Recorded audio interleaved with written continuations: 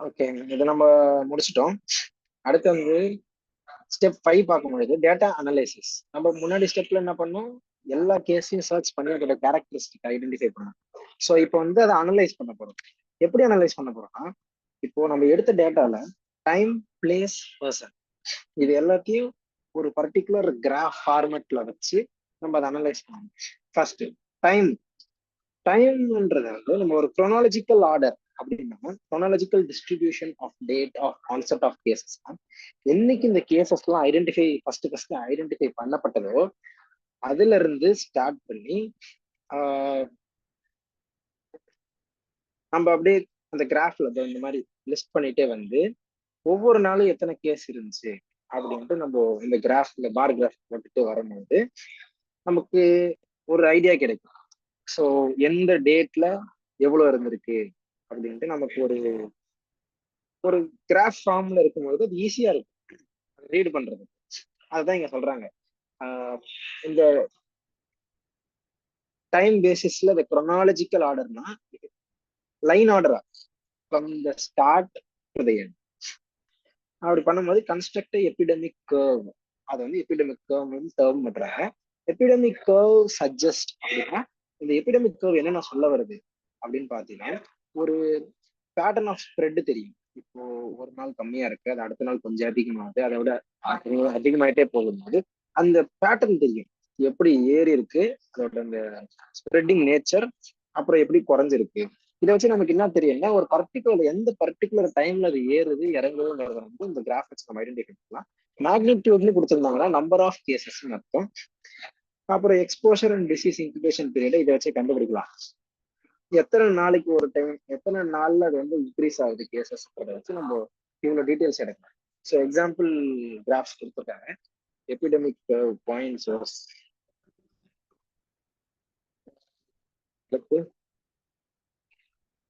எல்லாமே இருக்கு எக்ஸாம்பிள். இது வந்து கண்டினியூஸ் சோர்ஸ் அப்படின்னும் போது கண்டினியூஸா அந்த கிராஃப் வந்து ஒரு லெவல்ல மெயின்டைன் ஆயிருக்கு. ஆனா எபிடமிக் ப்ரொபகேட்டட் இதுல டைப்ஸ் இருக்குது. எபிடமிக் பாயிண்ட் சோர்ஸ்னா ஒரு பர்டிகுலர் டேல அதிகமாகுது. இந்த ஃபர்ஸ்ட் கிராஃப் சொல்றது என்னன்னா ஒரு பர்டிகுலர் டேல வந்து இது அதிகமாகுது.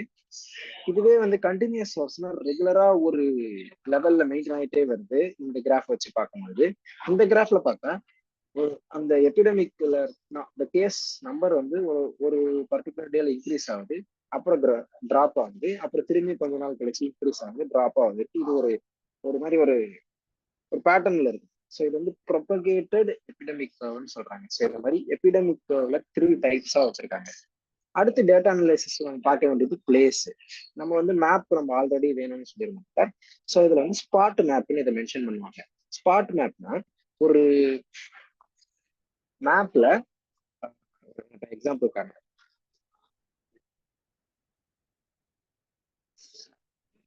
ஸ்பாட் மேப் ஒரு மேப்ல இந்த மாதிரி ரஃபா, ஃபார் எக்ஸாம்பிள் இங்க ஒரு வீடு போட்டோம்னா அந்த வீடுல எத்தனை இப்போ 2 பேர் அஃபெக்ட் இருக்குன்னா அந்த வீட்டு மேலே 2 டாட். எக்ஸாம்பிள்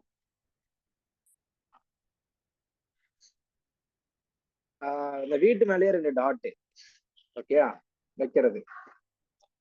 ஸோ அதை வச்சு ஒரு வீட்டுல எத்தனை பேர் அஃபெக்ட் ஆயிருக்கிறாங்க, அப்புறம் ஒரு ஏரியால எத்தனை பேர் அஃபெக்ட் ஆயிருக்காங்க நம்ம அந்த டாட்டை வச்சு தெரிஞ்சுக்கலாம். ஒரே இடத்துல அதிகமான டாட் இருந்துச்சுன்னா அந்த பர்டிகுலர் பிளேஸ்ல வந்து நிறைய பேர் அஃபெக்ட் ஆயிருக்காங்க. ஸ்பாட் மேப்ன்றது ஜென்ரலா ஒரு representational image of particular area. So இந்த மாதிரி ஒரு ஏரியா இருக்கு, இந்த ஏரியால வந்து ஒரு வீட்டுல எத்தனை, சும்மா மேப் மாதிரி காட்டுறேன். எக்ஸாக்டா பாத்தீங்கன்னா இந்த மாதிரி தான் இருக்கும். Okay, so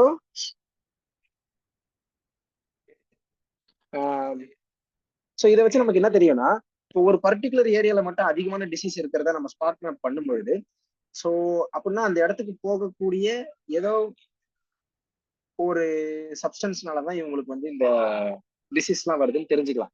Hyder it can be any water supply, இல்ல அந்த ஏரியால இருக்கக்கூடிய ஏர் பொல்யூஷன், இல்ல அந்த ஏரியா மக்கள் வந்து சாப்பிட்ட ஏதோ ஒரு பர்டிகுலர் ஃபுட்டு, இல்ல அங்க இருக்கிறவங்க ஏதோ ஒரு பர்டிகுலர் வேலையை செய்வாங்க. நமக்கு நான் சொல்றது புரியுதா?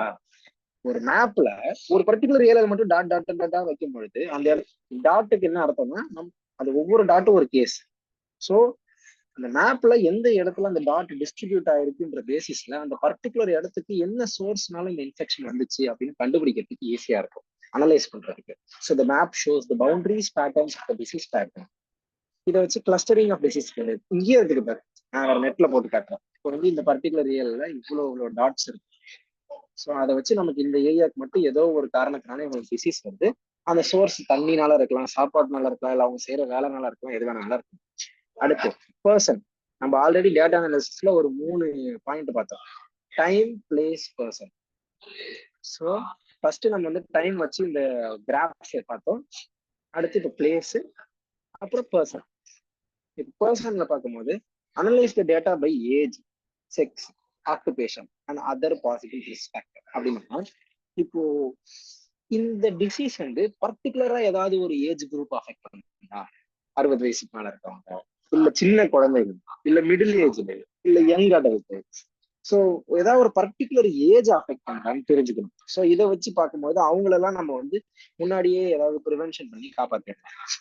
அடுத்து பர்டிகுலர் செக்ஸ், இது வந்து மேலுக்கு மட்டும்தான் அதிகமா வருதா, இல்ல ஃபீமேலுக்கு மட்டும்தான் அதிகமா வருதான்ற பேசிஸ்ல நம்ம ட்ரீட்மெண்ட், நமக்கு ஒரு ஐடியா கிடைக்கும்ல, அந்த டிசீஸை பத்தி நம்ம புரிஞ்சுக்கிறதுக்கு நமக்கு ஒரு இன்னும் நிறைய டீட்டெயில்ஸ் கிடைக்கும். இல்ல ஆக்குபேஷன், இப்போ வந்து ஏதோ ஒரு கோல் ஒர்க்கர்ஸ்ன்னு வச்சுக்கோங்க, கோல் ஒர்க், நிலக்கரி சுரங்கத்துல வேலை செய்யறாங்க, அந்த அந்த பீப்புள் எல்லாருக்குமே இது இருக்குதுன்னும் போது, ஸோ அந்த பர்டிகுலர் ஆக்குபேஷன் மக்களுக்கு இது இருக்குது அப்படின்னு நம்ம ஒரு டிஃபைன் பண்றதுக்கு ஒரு பாயிண்ட் கிடைக்குது இல்ல. அதுக்குதான் நம்ம வந்து இந்த டேட்டா அனலைசிஸ்ங்கிறது ஒன்று பண்றோம். ஃபர்ஸ்ட் டைம் வச்சு இந்த டிசீஸ் வந்து எந்த டைம்ல அதிகமாகுது, எந்த டைம்ல கம்மியாகுதுங்கிறத வச்சு 3 கிராஃப் பார்த்தோம். பாயிண்ட் சோர்ஸ், ப்ரொபகேட்டடு, கண்டினியூஸ் அப்படின்னு நம்ம ஒரு 3 பார்த்தோம். அப்புறம் பிளேஸ், ஸ்பாட் மேப் வச்சு எந்தெந்த ஏரியாலலாம் அந்த இன்ஃபெக்ஷன் இருக்கு, ஒரே ஏரியால அதிகமா இருந்துச்சுன்னா ஸோ அந்த ஏரியாவுக்கு போகக்கூடிய ஏதோ ஒரு சோர்ஸ்ல தான் பிரச்சனை இருக்குன்றதை நம்ம ஐடென்டிஃபை பண்ணலாம். நெக்ஸ்ட் பர்சன், அந்த பர்சன் வந்து என்ன ஏஜ் குரூப், என்ன செக்ஸ், என்ன ஆக்குபேஷன். ஸோ இதை வச்சு நம்ம ரிஸ்க் ஃபேக்டர்ஸை கண்டுபிடிக்கலாம். இதை so to determine the attack rate and case fatality rates. இதை வச்சு நம்ம எந்த அளவுக்கு அந்த டிசீஸ் அட்டாக் பண்ணிருக்கு, அதனால கேஸ் ஃபெட்டாலிட்டி ரேட்னா எந்த அளவுக்கு அது வந்து மக்களை கொல்லுது, எந்த அளவுக்கு பீப்புள் சாகுறாங்க இந்த டிசீஸ்னாலங்கிறதையும் நம்ம இதை வச்சு ஐடென்டிஃபை பண்ண முடியும். ஸோ இந்த டேட்டா அனலைசிஸோட கோர் பர்பஸ் என்னன்னா, இந்த டிசீஸோட மோட் ஆஃப் டிரான்ஸ்மிஷனையும், அது எங்கிருந்து வருது அந்த சோர்ஸ், அப்புறம் அந்த அந்த டிசீஸை கேரி பண்ணக்கூடிய வெஹிக்கிள் ஆஃப் ஏஜென்ட்ஸ். இப்போ வந்து எக்ஸாம்பிளுக்கு சொல்லணும்னா, இப்போ ஒரு பர்டிகுலர் மக்கள் அஃபெக்டா இருக்காங்க, நம்ம ஸ்பாட் மேப் படி பார்க்கும்போது அப்படின்னும் போது அங்க சோர்ஸ், ஃபர்ஸ்ட் இந்த சோர்ஸ் பார்க்கும்போது அவங்க ஏதோ ஒரு பர்டிகுலரா ஒரு வாட்டர் குடிக்கிறாங்க அப்படின்னும் போது அதுதான் அப்போ வாட்டர் சோர்ஸ்ல இது வந்து ஸ்ப்ரெட் ஆகுதுன்னு அர்த்தம். அடுத்து வெஹிக்கிள் ஆஃப் த ஏஜென்ட் அப்படின்னு பார்க்கும்போது அதுவும் வாட்டராகவே இருக்கலாம், ஏன்னா அந்த வாட்டர்ல தான் அந்த டிசீஸ் கேரி ஆகுதுன்னு அது வெஹிக்கிளா இருக்கலாம். இன்கேஸ் மலேரியான்னு வச்சுக்கோங்க, சோர்ஸ் வந்து இந்த மாதிரி தேங்கி நிக்கிற தண்ணீர், வெஹிக்கிள் ஆஃப் ஏஜென்ட் வந்து கொசு, மஸ்கிட்டோஸ். ஸோ இதை வச்சு நான் அப்புறம் எப்படி டிரான்ஸ்மிட் ஆகுதுன்னா வெக்டர் பாண்ட், ஏன்னா மஸ்கிட்டோஸ்ல so mode of transmission vector பாண்ட். ஸோ இந்த டேட்டா அனாலிசிஸ் வச்சு நம்ம இதை வந்து ஐடென்டிஃபை பண்ண முடியுது. இதுக்கான மோஸ்ட் எஃபெக்டிவான மெஷரை வந்து நம்ம இனிஷியேட் பண்ணி அதை வந்து தடுக்கலாம். அப்புறம் ரிஸ்க் ஃபேக்டர், ஒரு டிசீஸ்க்கு என்ன ரிஸ்க் ஃபேக்டர்ன்றதையும் நம்ம வந்து இதை வச்சு கண்டுபிடிக்கலாம்னு சொல்றாங்க. Formulation of hypothesis, 6th point. ஓகேயா, இது என்னன்னா hypothesis is a proposition or tentative theory. அப்படின்னா இருக்கலாம் அப்படின்னு சொல்றது, டெஃபினட்டா இதனாலதான் இது நடக்குது அப்படின்னு சொல்றது கிடையாது. இந்த இப்போ வந்து நம்ம ஃபர்ஸ்ட் 5 பாயிண்ட்ல பண்ணோம்ல, முதல்ல அந்த என்ன டிசீஸ் என்ன இதுக்கு டயக்னோசிஸை வெரிஃபை பண்றது, அப்புறம் வந்து கேசஸ் அந்த சர்ச் பண்றது, அந்த இதெல்லாம் பண்ணிட்டு அப்புறம் கடைசியா வந்து நம்ம டேட்டா அனாலிசிஸ் எல்லாம் பண்ணி இப்போ ஒரு ஹைபோதிசிஸா ஃப்ரேம் பண்றோம். இப்போ இந்த 5 கொஸ்டின், இந்த 5 ஸ்டெப்ஸ்ல நம்ம கண்டுபிடிச்சத ஒரு தியரியா எழுதுறோம். ஹைபோதிசிஸ் எழுதுறோம்னு சொல்றதை விட நம்ம ஒரு கதை ரெடி பண்றோம். இப்போ ஏதோ காசிப் இருக்குன்னு வச்சுக்கோ, யாரோ யாரையோ அடிச்சிட்டாங்க அப்படின்னு சொல்றாங்கன்னா இவன் இதுக்குதான் அடிச்சிருப்பான் அப்படின்னு நம்மளா ஒரு கதை எழுதுறோம்ல, நமக்கு கிடைச்ச இன்ஃபர்மேஷனை வச்சு நம்மளா ஒரு ஸ்டோரி ஃப்ரேம் பண்றோம்ல, இதுதான் ஹைபோதிசிஸ். ஸோ நமக்கு கிடைச்ச இந்த டேட்டா எல்லாம் அனலைஸ் பண்ணி நம்ம இதை வந்து ஃபைனல் கன்க்ளூஷன் சொல்ல முடியாது, ஒரு அப்ராக்சிமேட்டான கன்க்ளூஷன் சொல்லலாம். அதுதான் வந்து hypothesis is a proposition or a tentative theory. டென்டேட்டிவ்னா டெம்பரவரி தியரின்னு அர்த்தம். இதை வந்து கன்ஃபார்ம் பண்ணணும். இன்னும் நமக்கு 7, 8, 9, 10 ஒரு 4 ஸ்டெப் இருக்கு. இதுல கன்ஃபார்ம் ஆகி ஃபைனலா நம்ம வந்து ஒரு டிஸ்கிரிப்ஷனை கொடுத்தோம். ஓகே, அடுத்து இந்த ஃபார்முலேஷன் ஆஃப் ஹைபோதேசிஸ்ல இதுல என்னென்னலாம் எக்ஸ்பிளைன் பண்ணணும் பார்த்தோம். எபிடெமிக்கை பத்தி இந்த ஹைபோதேசிஸ் எக்ஸ்பிளைன் பண்ணணும். என்னெல்லாம் எக்ஸ்பிளைன் பண்ணணும்னு பார்த்தா, காசட்டிவ் ஏஜென்ட் என்னன்னு இந்த ஹைபோதேசிஸ் சொல்லணும். எது காஸ் பண்ணிருக்கலாம் இந்த பர்டிகுலர் டிசீஸ. அடுத்து பாசிபிள் சோர்ஸ், எங்க இருந்து இந்த டிசீஸ் எல்லாம் ஸ்ப்ரெட் ஆகுது. அப்புறம் பாசிபிள் மோட் ஆஃப் ஸ்ப்ரெட், எப்படியெல்லாம் இந்த டிசீஸ் ஸ்ப்ரெட் ஆக முடியும். அடுத்து environmental factors which enable it to இந்த டிசீஸ் வர்றதுக்கு என்விரான்மெண்டலா எதெல்லாம் சப்போர்ட் பண்ணுது அப்படின்ட்டு இது எல்லாத்தையும் சேர்த்த மாதிரி அந்த ஹைபோதேசிஸ் இருக்கணும். நம்ம எழுதுற அந்த ஹைபோதேசிஸ்ல பாசிட்டிவ் ஏஜென்ட் பத்தி கொடுத்துருக்கணும். பாசிபிள் சோர்ஸ் நம்ம தான் இந்த டேட்டா அனலைசிஸ்ல பார்த்தோம்ல, அந்த மாதிரி இது எல்லாத்தையுமே நம்ம அந்த ஒரு ப்ரெடிக்ட் பண்ணி ஒரு ஸ்டோரி ரெடி பண்றோம்ல, அந்த ஸ்டோரியில இது எல்லாமே லிஸ்ட் ஆகியிருக்கணும் அப்படின்னு சொல்றோம். அடுத்து all reasonable hypotheses need to be considered and weighed by comparing the attack rate. இப்போ ஹைபோதேசிஸ்னா சும்மா ஒரே ஒரு இது மட்டும் இருக்கக்கூடாது. இன்வெஸ்டிகேஷன் முடிஞ்சு இப்படி இருக்கலாம்னு சொல்லிட்டு நம்ம வந்து இப்போ ஆளாளுக்கு ஒரு கதை எழுதுங்க. இதே மாதிரியே இந்த இன்வெஸ்டிகேஷன் கமிட்டி வந்து இப்படியும் இருக்கலாம் இப்படியும் இருக்கலாம்னு சொல்லிட்டு ஒரு மல்டிபிள் ஹைபோதேசிஸை ஃப்ரேம் பண்ணியிருப்பாங்க. இந்த ஹைபோதேசிஸ்ல ஏதாவது ஒண்ணு கரெக்டா இருக்கும் அந்த மாதிரி. ஸோ ஆல் ரீசனபிள் ஹைபோதேசிஸ்ல வந்து கொஞ்சம் ரீசனபிளா இருக்கக்கூடிய ஹைபோதேசிஸ்னா கன்சிடர் பண்ணி அதை வந்து கம்பேர் பண்ணி attack rates various groups for those expose not exposed இது எல்லாத்துக்கூட கம்பேர் பண்ணி இது பண்றதா வந்து நம்ம ஃபர்ஸ்ட் என்ன பண்ணோம். 6th ஸ்டெப் ஒரு ஹைபோதேசிஸை ஃப்ரேம் பண்ணணும். கரெக்டா, அந்த ஹைபோதேசிஸை இப்போ டெஸ்ட் பண்ண போறோம். அதுதான் 7th ஸ்டெப். இது நெக்ஸ்ட் ஸ்டெப். இது அட்டாக் ரேட்டு, என்ன குரூப் அஃபெக்ட் ஆயிருக்கிறாங்க, ஃப்ரேம் பண்ணப்பட்ட ஃபர்ஸ்ட் ஹைபோதேசிஸ் இது இப்படி நடந்திருக்கும்பா அப்படின்னு சொல்லியிருப்பாங்க. செகண்ட் ஹைபோதேசிஸ் இல்லப்பா இது இப்படி நடந்திருக்குன்னு சொல்லியிருப்பாங்க. இதுல எதெல்லாம் ஓரளவுக்கு ரீசனபிளா இருக்கோ அதெல்லாம் எடுத்து அட்டாக் ரேட்டு இது எல்லாத்தையும் வச்சு கம்பேர் பண்ணி அந்த ஹைபோதேசிஸை டெஸ்ட் பண்றாங்க. இதுல எது உண்மையா இருக்கும்னு கண்டுபிடிக்கிறதுக்கான மெத்தட்.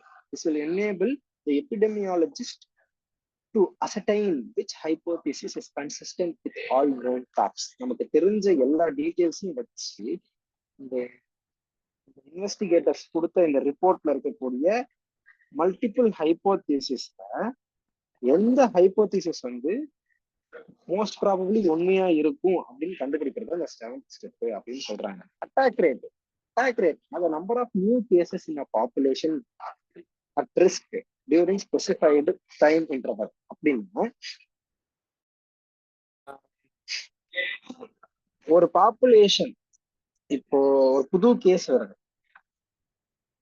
எப்படி சொல்றதுன்னா,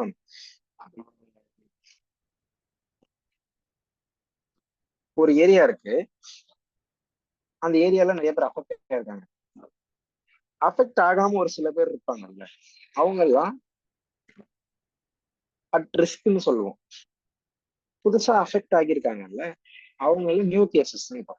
இந்த நியூ கேஸ் அப்புறம் வந்து அந்த ஏரியால இருக்கக்கூடிய டோட்டல் பாப்புலேஷன் இதுதான் நம்ம இங்க இந்த ஃபார்முலா யூஸ் பண்றோம். Attack rate is equal to புது கேஸ் டிவைடட் பை டோட்டலா அந்த பாப்புலேஷன்ல எல்லாரும் ரிஸ்க்ல இருக்காங்கல்ல அவங்க நம்பர் இன்டூ 100. ஸோ இந்த ஃபார்முலாவை ஞாபகம் வச்சுக்கோ. அடுத்து evaluation of ecological factors. First எக்காலஜினா என்னன்னு பாரு. ecology related to concern with the relation of person to one another and their physical surrounding.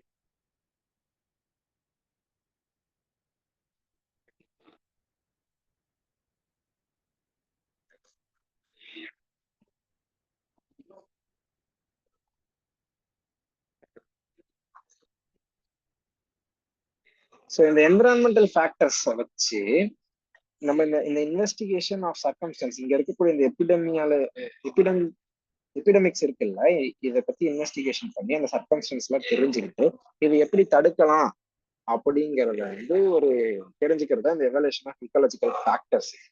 Ecological factors are made epidemic possible should be investigated.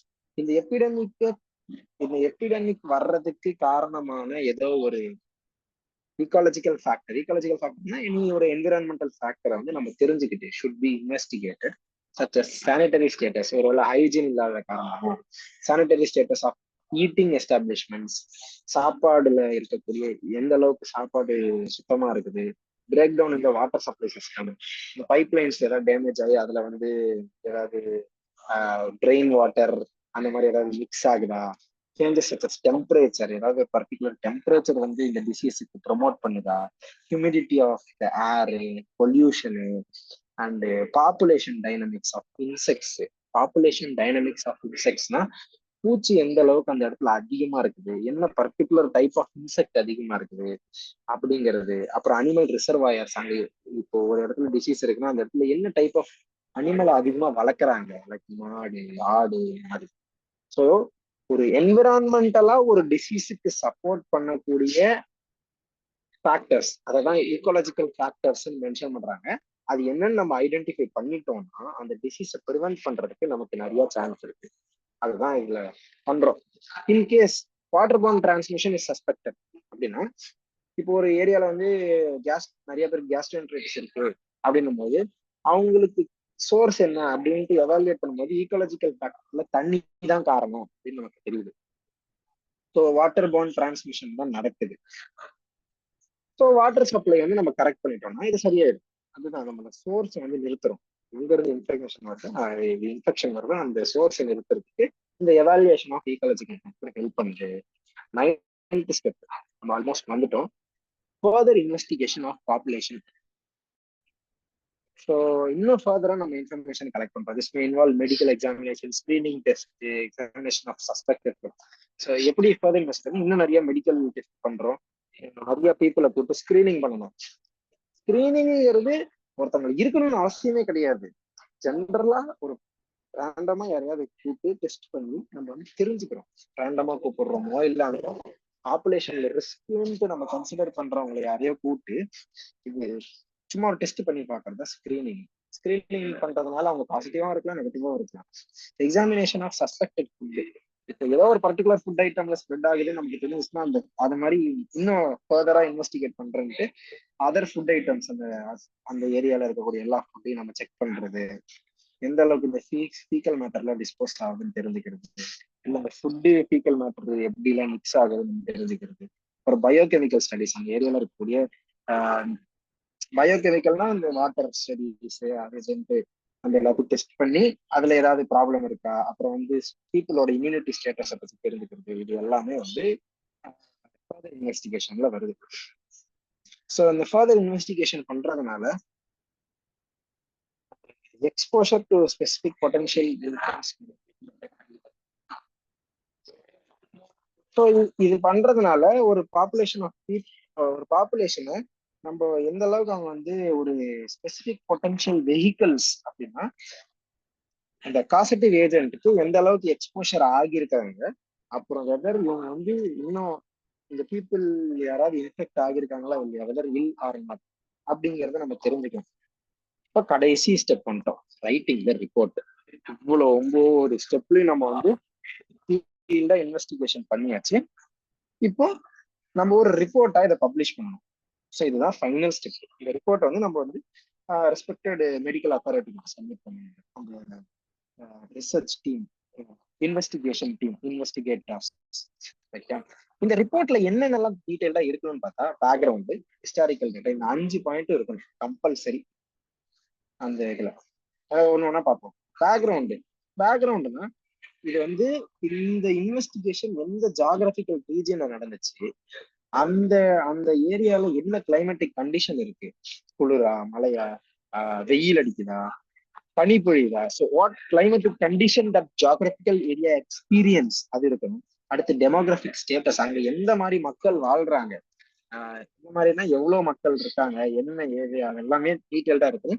பேக்ரவுண்ட்ல எதுலாம் பேக்ரவுண்ட்ல இருக்கும் அந்த மாதிரி பண்ணிருக்கோம். சோசியோ எக்கனாமிக் சுச்சுவேஷன், அவங்க எந்த அளவுக்கு எக்கனாமிக்கலா வெளில இருக்காங்க, எந்த ஹை எக்கனாமி பீப்புளா வந்து இல்ல லோ எக்கனாமிக் புவர் இன்கம் பீப்புளா, இது தெரியும் போது புவர் இன்கம் பீப்புள்னா அவங்க ஃபுட் ஹேபிட்ஸ் மேபி ஒழுங்கா சாப்பிடாம இருந்திருக்கலாம், அதனால அவங்க இம்யூன் ஸ்டேட்டஸ் கம்மியா இருந்திருக்கலாம்.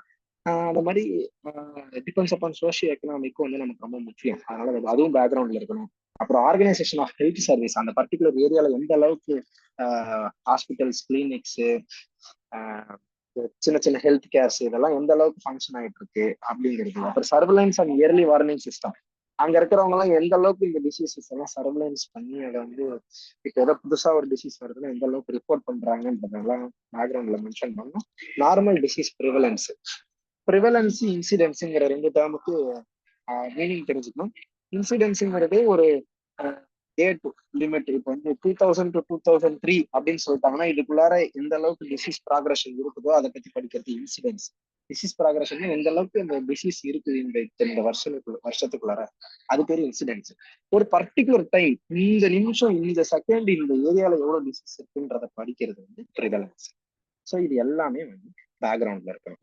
அடுத்து ஹிஸ்டாரிக்கல் டேட்டா. ஹிஸ்டாரிக்கல் டேட்டானா இதுக்கு முன்னாடி இந்த இதே டைப் ஆஃப் சேம் டிசீஸ் வந்து வேற எங்கேயா நடந்திருக்கா அப்படிங்கிறதையும் அப்படிங்கறத இந்த ஹிஸ்டாரிக்கல் டேட்டாவை நம்ம மென்ஷன் பண்ணணும். அடுத்து அக்கரன்ஸ் ஆஃப் சிமிலர் டிசீஸ், இல்ல இதே டிசீஸ் இல்லைனாலும் இதே மாதிரி டிசீஸ் வந்து இந்த ஏரியால வந்திருக்கா, சேம் ஏரியால அப்படிங்கிறது. வார்த்தையை பாரு, previous occurrence of epidemics, same disease locally அந்த அந்த இடத்துலயே இல்ல வேற எங்கேயாவது வந்திருக்கான்னு தெரிஞ்சுக்கிறது நம்ம ஃபர்ஸ்ட் பாயிண்ட். அடுத்து சிமிலர் டிசீஸ். சிமிலருக்கு வித்தியாசம் இருக்கு. சிமிலர்னா இதே மாதிரி இருக்க டிசீஸ் இதே ஏரியால வந்திருக்கா இல்ல வேற ஏதாவது ஏரியால வந்திருக்கான்னு தெரிஞ்சுக்கிறது. History of first case after present outbreak. So first case, இந்த இண்டெக்ஸ் கேஸ் சொன்னோம்ல, அந்த மாதிரி இந்த இண்டெக்ஸ் கேஸ் அப்புறம் பிரைமரி கேஸ் இது எல்லாத்தையுமே வந்து ஹிஸ்டாரிக்கல் டேட்டால மென்ஷன் பண்ணணும். எங்க இருந்து ஆரம்பிச்சது, எங்க நம்ம ஃபர்ஸ்ட் ஐடென்டிஃபை பண்ணோம், எங்க இருந்து யாருக்கிட்ட இருந்து ஆரம்பிச்சதுங்கிறது பிரைமரி கேஸ், எங்க ஃபர்ஸ்ட் ஐடென்டிஃபை பண்ணாங்களோ அது வந்து இண்டெக்ஸ் கேஸ். ஓகே, இதை நம்ம ஆல்ரெடி சொல்லிட்டேன் நானு. அடுத்து இந்த ரிப்போர்ட்ல மெத்தடாலஜி ஆஃப் இன்வெஸ்டிகேட்டர் இருக்கணும். அப்படின்னா இவங்க எப்படி வந்து இந்த இன்வெஸ்டிகேஷன் நடத்திருக்காங்க, என்னென்ன மெத்தடாலஜி, கேஸ் டெஃபினேஷன் நம்ம ஸ்டார்டிங்ல பார்த்திருக்கோம். ஒரு கேஸ் டெஃபினேஷன்ல என்னென்ன இருக்கணும், அப்புறம் என்னென்ன கொஸ்டினர்ஸ் எல்லாம் யூஸ் பண்ணிருக்காங்க. ஒருத்தங்க கிட்ட போய் சர்வே எடுக்கும்போது கேள்வி கேட்பாங்கல்ல, அந்த கொஸ்டினர்ஸ் என்னென்ன யூஸ் பண்ணிருக்காங்க, என்னென்ன சர்வே டீம், எத்தனை சர்வே டீம் இருந்திருக்காங்க, எந்தெந்த வீட்ல எல்லாம் சர்வே எடுத்திருக்காங்களோ அந்த லிஸ்ட், அப்புறம் வந்து எல்லாருக்கும் பண்ண லெபார்டரி டெஸ்ட் ஸ்பெசிமென்ஸ், அந்த லெபார்டரி டெக்னிக் என்ன யூஸ் பண்ணாங்க, ஆர்டிபிசிஆரா இல்ல வேற என்னென்ன டெக்னிக் எல்லாம் யூஸ் பண்ணாங்க, பிளட் டெஸ்டா, சீரம் அனலைஸ், இந்த மாதிரி சிபிசி, இந்த மாதிரி என்ன லெபார்டரி டெக்னிக் யூஸ் பண்ணாங்க, இது எல்லாமே வந்து மெத்தடாலஜி ஆஃப் இன்வெஸ்டிகேஷன்ல இருக்கணும். அடுத்து அனலைசிஸ் ஆஃப் டேட்டா. கடைசியா வந்து இந்த கிளினிக்கல் டேட்டாவில் அனலைசிஸ் பண்ண ரிப்போர்ட் ஃப்ரீக்வன்சி, எவ்வளவு ஃப்ரீக்வெண்டா இந்த சைன்ஸ் அண்ட் சிம்டம்ஸ் வந்து ஒரு பேஷண்ட்டுக்கு தெரியுது, இந்த டிசீஸ் எந்த அளவுக்கு, இதோட கோர்ஸ் என்ன, எப்படி அதை ஆரம்பிச்சு எப்படி முடியுதுங்கிறது அதோட கோர்ஸ். இப்படி ஆரம்பிச்சு சிவியரா போய் அப்புறம் வந்து திரும்பி போறது, திரும்பி சிவியர் ஆகுது, ஹை ஃபீவர் வந்து அப்படியே டிராப் ஆகி திரும்பி ஏறு ஃபீவர் வந்து டிராப் ஆகி அதோட கோர்ஸ். சில டிசீஸ் வந்து கண்டினியூஸா ஃபீவர் இருக்கும், எக்ஸாம்பிளுக்கு சொல்றேன் நான். அப்புறம் டிஃபரன்ஷியல் டயக்னோசிஸ், இது இல்லைன்னா வேற என்னவா இருக்கலாம் இந்த டிசீஸ் அப்படின்ட்டு இதுவும் இருக்கும். ஈக்குவலி ஆர் டெத் ரேட், இந்த டிசீஸ்னால எத்தனை பேர் செத்துருக்காங்க அப்படிங்கறது இந்த கிளினிக்கல் டேட்டால மென்ஷன் பண்ணணும். அடுத்து அனாலிசிஸ் ஆஃப் டேட்டாலே வந்து நம்ம எபிடமியாலஜிக்கல் டேட்டா, எந்த மோடு, எப்படி வந்து இந்த டிசீஸ் வருது, என்ன டைம்ல வருது, எந்த வருது, எந்த பாப்புலேஷனுக்கு வருதுன்னு எபிடமியாலஜிக்கல் டேட்டால மென்ஷன் பண்ணணும். மோட் ஆஃப் டிரான்ஸ்மிஷன்ல சோர்ஸ் ஆஃப் இன்ஃபெக்ஷன் இங்க இருந்து ஆரம்பிக்குது. ஒண்ணும் இல்ல, நம்ம இந்த ரைட்டிங் ரிப்போர்ட்ல நம்ம படிச்ச இந்த 9 ஸ்டெப்ல இருந்ததையே நம்ம வந்து ஒரு ரிப்போர்ட்டா, ஒரு பேப்பர் ஃபார்மேட்ல ஒரு ரிப்போர்ட்டா எழுதி பர்டிகுலர் அந்த அந்த ரெஸ்பெக்டிவ் மெடிக்கல் அத்தாரிட்டி, மினிஸ்ட்ரியோ இல்ல WHO அங்க சப்மிட் பண்றதுதான் வந்து இந்த ஃபைனலா இந்த இருக்க போகுது இந்த 10th ஸ்டெப்பான ரைட்டிங் த ரிப்போர்ட். அதான் இப்ப நான் சொல்லிட்டு இருக்கேன். ஓகே, இப்போ மோட் ஆஃப் டிரான்ஸ்மிஷன் எங்க இருந்து இந்த இன்ஃபெக்ஷன் ஸ்டார்ட் ஆச்சு, எப்படியெல்லாம் இந்த இன்ஃபெக்ஷன் இந்த பேத்தோஜன் வந்து எக்ஸ்கிரீட் ஆகி எப்படி இந்த பேத்தோஜன் இன்னொரு போஸ்ட்ல என்ட்ரி ஆகி அஃபெக்ட் பண்ணுது அப்படிங்கிறது mode of transmission. Laboratory data எப்படி வந்து இந்த பர்டிகுலர் பேத்தஜனை நம்ம வந்து அனலைஸ் பண்ணலாம், வச்சு ஐடென்டிஃபை பண்ணலாம். எப்படி ஐசோலேஷன் ஆஃப் ஏஜென்ட்னா, இப்போ ஒரு இந்த பேத்தஜன் வந்து பிளட்ல தான் இருக்கணும், பிளட் டெஸ்ட் பண்ணலாம். யூரின்ல இருக்கணும்னா யூரின் டெஸ்ட் பண்ணலாம். ஸோ அது ஐசோலேஷன் ஆஃப் ஏஜென்ட் எந்த இடத்துல இருந்து எடுக்கிறோம். சீராலஜிக்கல் கன்ஃபர்மேஷன் பிளட் டெஸ்ட்ல இது எப்படி கன்ஃபார்ம் பண்ண முடியும், கன்ஃபார்ம் பண்ணாங்க அப்படிங்கிறது. சிக்னிபிகன்ஸ் ஆஃப் ரிசல்ட், இந்த ரிசல்ட்ல நமக்கு என்ன தெரிய வருகிறது, இது எல்லாத்தையும் லெபார்டரி டேட்டா கொடுக்கணும். இன்டர்பிரேஷன் ஆஃப் டேட்டா, இந்த டீடைல்ஸும் அதுல இருக்கணும். காம்ப்ரிஹென்சிவ் பிக்சர்னா ஜென்ரலா பாத்துக்கோ, இந்த காம்ப்ரிஹென்சிவ் பிக்சர் ஆஃப் த அவுட் பிரேக்னா ஒரு பெரிய கதையா வந்து இந்த டேட்டாவை நம்ம எழுதி கொடுக்கணும். காம்ப்ரிஹென்சிவ் பிக்சர்னா ஒரு டீடைல்டு பிக்சர்னா போட்டோ கிடையாது, ஒரு டீடைல்டு ரிப்போர்ட்டை வந்து இந்த அவுட் பிரேக் பத்தினது இருக்கணும், இன்டர்பிரேட் பண்ணி. இது வரைக்கும் நம்ம பார்த்த லெபார்டரி டெஸ்ட், அதோட மோட் ஆஃப் டிரான்ஸ்மிஷன், அதோட சிவியாரிட்டி, கேரக்டரிஸ்டிக், இது எல்லாத்தையும் ஒரு காம்ப்ரிஹென்சிவா ஒரு டீடைல்டு ரிப்போர்ட்டா எழுதி கொடுக்கணும். அப்புறம் இதுக்கு ஹைப்போதீசிஸ் எல்லாம் ஏதோ கொடுத்துருப்பாங்கல்ல, அதெல்லாமும் மென்ஷன் பண்ணணும். அந்த ஃபார்முலேஷன் டெஸ்டிங் ஹைப்போதீசிஸ் பண்ணணும்ல, இதெல்லாம் இன்டர்பிரேஷன் ஆஃப் டேட்டால மென்ஷன் பண்ணணும். ஒன்றும் இல்லை, அந்த 9 ஸ்டெப்ல நம்ம பண்ணதை இங்க ஒரு சின்ன சின்ன ஹெட்லைன். அதனால ஒன்றும் இல்லை, இந்த 9 ஸ்டெப்பையும் தெளிவா படிச்சுட்டு இப்போ வந்து மெத்தடாலஜி எதுக்கு கீழே எது வரும்ன்றத தெளிவா பார்த்துக்கோ. இப்போ ஹிஸ்டாரிக்கல் டேட்டா கீழே என்னென்ன வரும், பேக்ரவுண்டு கீழே என்னென்ன வரும், மெத்தடாலஜி கீழே என்னென்ன வரும், அனாலிசிஸ் கீழே என்னென்ன வரும், மோட் ஆஃப் டிரான்ஸ்மிஷன் கீழே என்ன வரும், laboratory data, interpretation of data. இது இப்போ வந்து 9 ஸ்டெப்ஸ்ல பண்ணதை ஒவ்வொரு ஹெட்லைன்ல வந்து நம்ம இப்போ மென்ஷன் பண்ணிருக்கோம், அவ்வளவுதான். இப்போ அடுத்து வந்து கண்ட்ரோல் மெஷர்ஸ். இப்போ வந்து ஃபுல்லா ரிப்போர்ட் எழுதியாச்சு, இப்படி நம்ப ஆரம்பிச்சது இந்த டிசீஸ், இவங்க இந்த ஆர்கானிசம் பாஸ் பண்ணிச்சு, இப்படி எல்லாம் ஸ்ப்ரெட் ஆச்சு அப்படின்னு சொல்லிட்டு கடைசியா இது எப்படி கண்ட்ரோல் பண்ணலாம் அப்படிங்கிறது இந்த ரிப்போர்ட்ல இருக்கணும். நம்ம இந்த WHO எங்கேயும் எழுதுற இந்த ரிப்போர்ட்ல இந்த கண்ட்ரோல் மெஷர்ஸையும் வந்து இந்த இன்வெஸ்டிகேட்டரே கொடுப்பாங்க.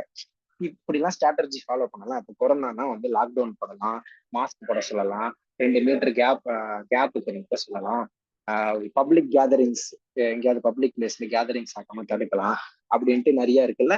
ஸோ அதெல்லாம் வந்து இந்த கண்ட்ரோல் மெஷர்ஸ்ல வரும். ஸோ எந்த அளவுக்கு டெஸ்ட் எல்லாம் பண்ணி நம்ம வந்து இதை ப்ரிவென்ட் பண்ணலாம், காஸ்ட் எஃபெக்டிவா என்னென்ன டெஸ்ட் இருக்குது, ஸோ இது எல்லாமே இதுல வரும். அடுத்து it may be necessary to implement temporary at the commencement of epidemic on the basis of known fact. இப்போ இவ்வளோ டீட்டெயில்டா இந்த 9 ஸ்டெப்பு ஃபாலோ பண்ணி ஒரு இன்வெஸ்டிகேஷன் பண்ற நேரத்துல நம்ம சும்மா உட்காந்துட்டு இருக்க கூடாது. அந்த நேரத்துக்கு ஒரு டெம்பரவரியா வந்து ஒரு ரிப்போர்ட்டை நம்ம சப்மிட் பண்ணிருக்கணும். இது ரிப்போர்ட்டை சப்மிட் பண்ணிருக்கணும். அந்த நேரத்துல டெம்பரவரியா ஏதோ ஒரு கண்ட்ரோல் மெஷர் நமக்கு தெரிஞ்சதை வச்சு கை கழுவுங்க, மாஸ்க் போடுங்க அப்படி இப்படின்னு சொல்லலாம்.